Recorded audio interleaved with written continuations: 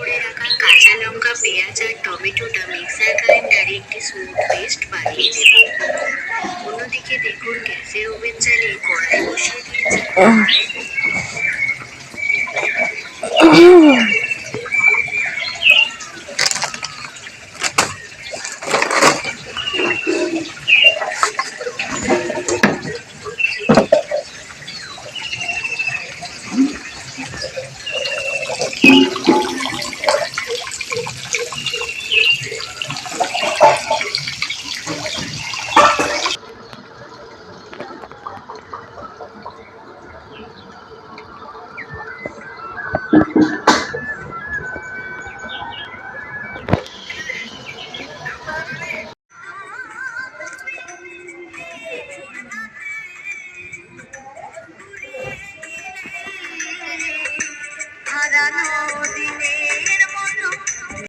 শুভ সকাল, আসসালামু আলাইকুম। কেমন আছো আমার প্রিয় ভাই বোনেরা? আশা করি ভালো আছো। আমি আলহামদুলিল্লাহ আল্লাহর অশেষ রহমতে খুবই ভালো আছি। তোমরা কেমন আছো কমেন্ট বক্সে জানাবে। তা আজকের শীতের কটা কাপড় বলতে তোমাদের বড় মামুর আগে কেচে দিয়েছিলাম। আমার একটা চাদর, তোমাদের দুলা ভাইয়ের জ্যাকেট, এই কটা কেচে দিয়েছি। তোমার ছোটো মামুর জ্যাকেট কেচে দিয়েছি, কারণ শীত তো চলে গেছে, এবার গরম পড়ে গেছে। তা রোজা আছে তো কি হয়েছে, তবু ওগুলো কাচতে হবে, কারণ রেখে দিলে বাইরে থাকলে আরও বেশি আঁদুরে কাটবে, তারপরে ধুলো পড়বে। তা কেচে তুলে দিলেই ঠিক আছে। তা এখানে মটর ভিজিয়েছি, ছোলাও ভিজিয়েছি। তা মাছ একটা বড় সিলভার কাপ মাছ কিনেছিল 1 কিলো ওজনের তোমাদের দুলা ভাই, আর মাছটা শুধু চর্বি না। তা ওই চর্বি মাছটা বড় তো 1 কিলো ওজনের, 1 কিলোর বেশি, ওই জন্য মানে চর্বি। আর মাছটা আবার কি সুন্দর সিলভার কাপ মাছ, তো দেখেছি অনেক রকম, এটা মনে হয় সেই কী মাছ বলে না, সেই মাছ সিলভার কাপ। আর একটা কী মাছ বলে না, ব্রিগেড কাপ না কি, সেইটাই। তো এখানে মাছের পিস কেটে রেখে দিয়েছি, মাছ বাছাও হয়ে ধোয়া সব কমপ্লিট করে রেখে দিয়ে এবারে আমি ভাবছি আজকে জ্বালানি করতে যাবো না। তোমাদের দুলাভাই বললো আজকে যাসনি, থাক, শরীরটা খারাপ বুঝা রেখে, আর রোদ পড়ে গেছে। তার মাছটায় নুন মিশিয়ে রেখে দিয়েছি, আর সব চাপাচুপি দিয়ে এবার একটু কাজে বসবো।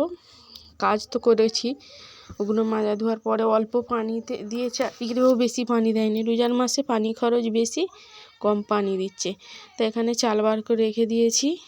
আর তারপরে ভাবছিলাম জান করতে যাবো না, তার মধ্যেও আবার জান করে এনেছি, কারণ এবারে এনেছি জান করে এসে আবার গিয়েছিলাম কিনতে, ওই সবজি কিনতে। সবজি এনেছি 2 কিলো আলু এনেছি। সবজি বলতে এনেছি ঢেঁড়সটা এখন ভালো লাগে, দাম হোক কিন্তু খেতে ভালো লাগে। তো এখানে মটর ভিজে গেছে, ছোলাও ভিজে গেছে। ছোলা তো বেশি সময় লাগেনি ভিজে যেতে, আর মটরটা ভিজে গেছে। আর এই দেখো মাছে নুন মেখিয়ে রেখে দিয়েছিলাম, এখন কত বেলা হয়ে গেছে দেখেছো, কিন্তু মাছে একটু নুন মেখিয়ে রাখলে ভালো থাকে। হলুদ লঙ্কা না, শুধু নুন মেখিয়ে রাখ দিলে ভালো লাগে। তবে চুলো ধরাবো, মাছটা ভেজে নেব। এখন বাজে 12টা, কারণ মাছ রান্না করতে 3টে বেজে যাবে। 3টে পর্যন্ত আমার তো ফ্রিজ নেই, তাই জন্য আমি সব মাছ ভেজে নেব। আর ওই জানুনগুলো করে এনেছি, মেহগুলি ফল। আর এত মাছটা চর্বি 50 তেলে আমার 1 কিলো মাছ ভাজা হয়ে গেছে, বেশিও তেল লাগেনি, কিন্তু কড়কড়ে করে মাছ ভেজেছি। আর এমনিতে আমার এই কড়াটা খুবই ভালো, মানে মাছগুলো ভাঙবে না, কী সুন্দর করে ভাজবে, অল্প তেলেতেই হয়ে যায়। তা দেখেছো তো আমি কী সুন্দর করে মাছ ভাজি, মানে মরমরে করে ভাজি। মাছ ভাজা হয়ে গেছে, আর এখানটায় মটরটা সিদ্ধ করতে দিয়েছি, এবার আলু দেবো। আর আলু কেটে রেখে দিয়েছি, মানে আমি এখন আনাজগুলো কেটে রেখে দিচ্ছি, পরে উঠেই শুধু রান্না করব, না হলে তখন আনাজ করতে করতে রান্না করা যাবে না, অনেক ঝামেলা। তো এখানে দিয়ে পানি দিয়ে রেখে দিয়েছি, কারণ পানি দিলে এবার এবার টুকটুক করে হবে। মেহগুলি ফলগুলো মানে কাঠের মতো জ্বলে, খুব সুন্দর জ্বলে। তো ওই একটা করে দিচ্ছি, টুকটুক করে জ্বলে গেছে। আর এই মাছের তেল আর একটু ডিম ছিল, সেইটা ভাজা, আর ওখানে মাছ ভাজা। তো এইগুলো ভালো করে চাপা দিয়ে নোড়া চাপিয়ে রেখে দেবো। আর তোমাদের দুলাভাই বাইরে কাজ করতে বলে আমার আর ভয় লাগে না, কারণ আর আমাদের এখানে একটা বিড়াল আছে, প্রেগনেন্ট বিড়ালটা এত ভালো, কোনো জিনিস যদি পড়ে থাকে মুখ দেবে না, কিন্তু অন্য বিড়ালগুলো খুবই ছেঁচড়া, এই বিড়ালটা ভালো। আর এই দেখো মাছটা ভাজা হয়েছে, কত সুন্দর মাছ ভেজেছি দেখেছি, কিন্তু অল্প তেলে। আমি কিন্তু অল্প তেলেই মাছ ভাজি আমার কড়ার কেরামতির জন্য। তা ডিমটা ভেজে রেখে দিয়েছি, সাকিব বলতে আমি খাবো, আমি বলি আচ্ছা ঠিক আছে খাবি হনে। তা সব চাপাচুপি দিয়ে এখন যাব, এই তো আনাজ কাটা হয়ে গেছে, এইগুলো গুছিয়ে রেখে দিয়ে এখন যাব আমি পানি আনতে।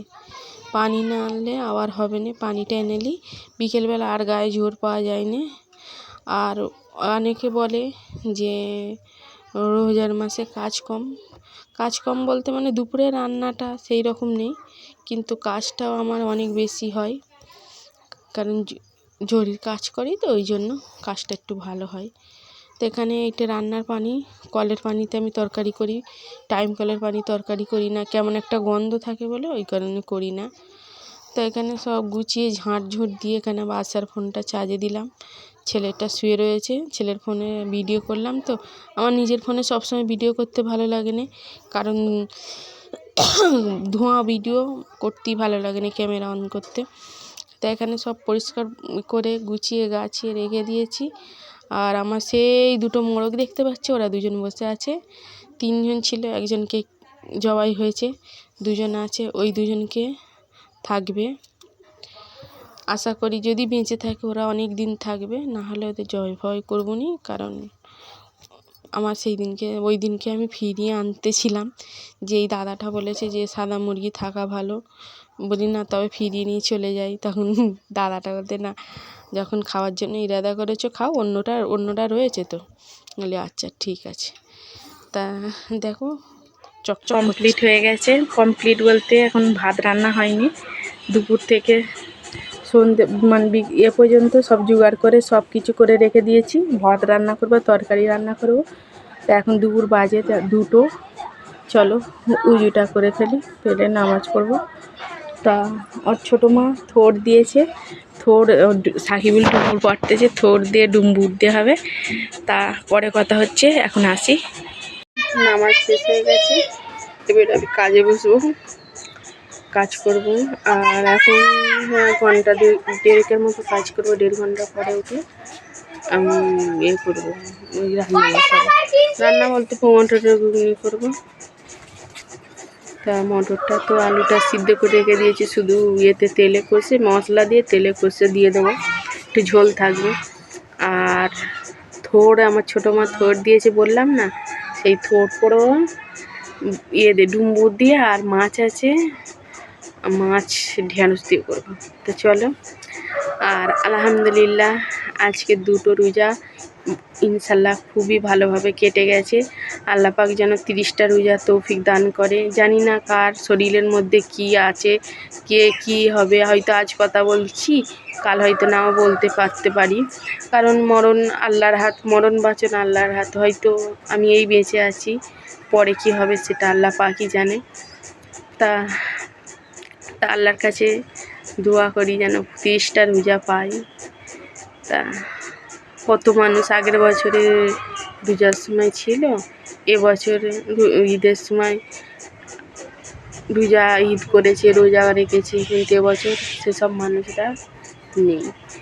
তা সবই আল্লাহর ইচ্ছা, হায়াত মৌত সব কিছু আল্লাহর হাতে। চলো এবার আমি উঠি, অনেক বকে ফেলেছি, কাজ করতে হবে।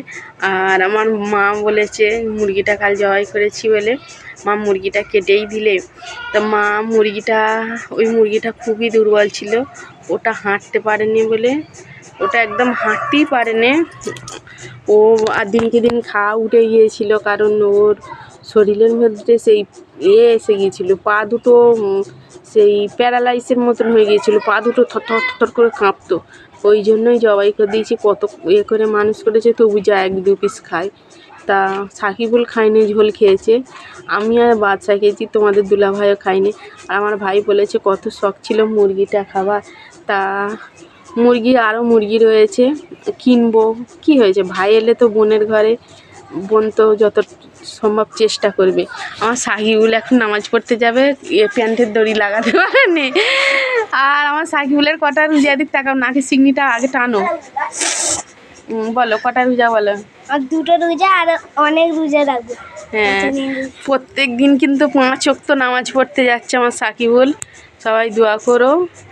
আর তা ওই আমার ভাই এলে আমি যথাযথ চেষ্টা করব। আর তাছাড়া আমার 2টো মুরগি আছে, নাকি সাদা মুরগি হাদিসে আছে সাদা মোরগ পোষা নাকি খুবই ভালো, শয়তান সে বাড়িতে ঢোকে নে। তা ওই 2টো মোরগকে আমি মানুষ করব সুন্দরভাবে। তা চলো দড়িটা বেঁধে দিই।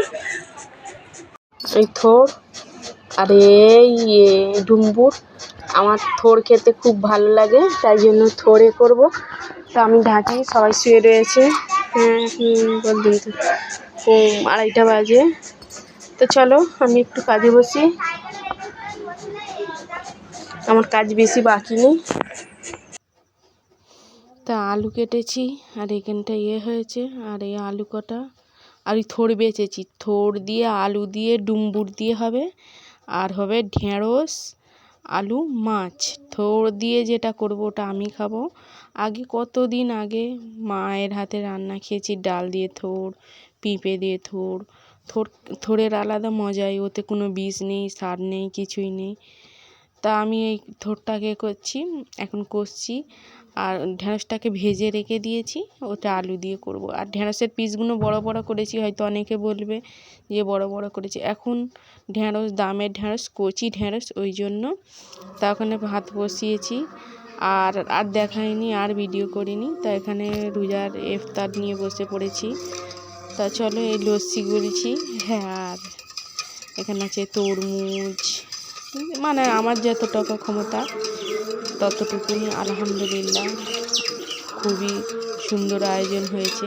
আর আজকাল এখন তেলে ভাজা করিনি, তেলে ভাজা হয়তো কোনো একদিন করব, কিন্তু মটরের ঘুগনি যেদিনকে করব তেলে ভাজা করাই যাবে না। মটরের ঘুগনি, ছোলা, শসা। তা আমি এখানে ঘুগনি নিয়ে বসে পড়েছি।